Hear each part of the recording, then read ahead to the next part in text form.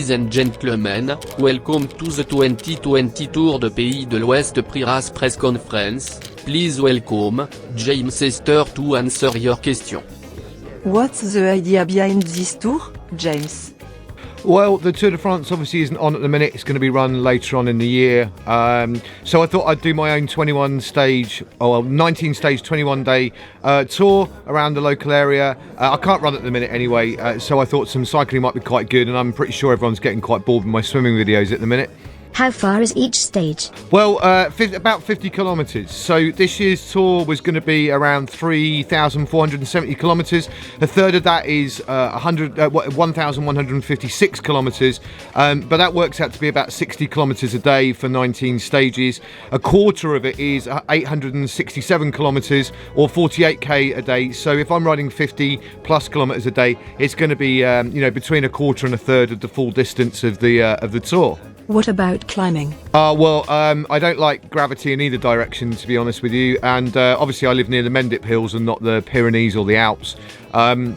So I'm not going to be able to get that kind of elevation that they're getting in the tour, I'm afraid. But I will put a Queen stage in on the third week, and we'll just have to see how much elevation that brings. What is the parcours like? Oh, I'm literally winging it every day. I haven't got a clue, really. I'm going to try not to repeat any routes, but, I have the sea to my west, and it does limit sort of exactly how far you can go. But I'm going to try not to repeat too many routes. It's probably just going to be a lot of variations on similar ideas. What are your thoughts on lands? Oh, off, mate. I mean, why does that have to come up in every single press conference? Can't you just ask me some questions about anything other than Lance Armstrong?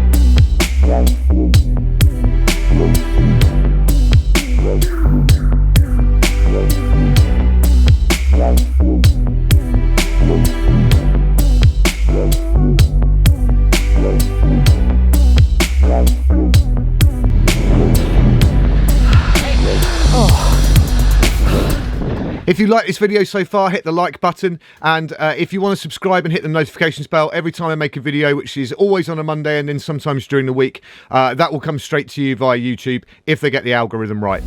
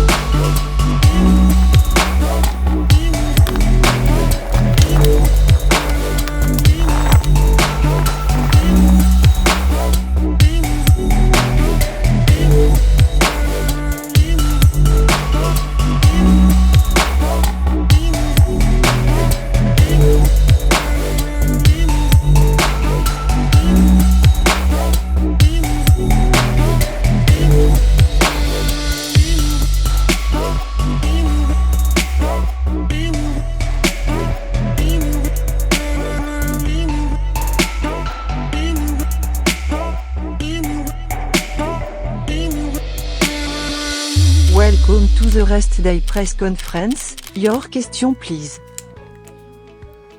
James, how has the first week been for you?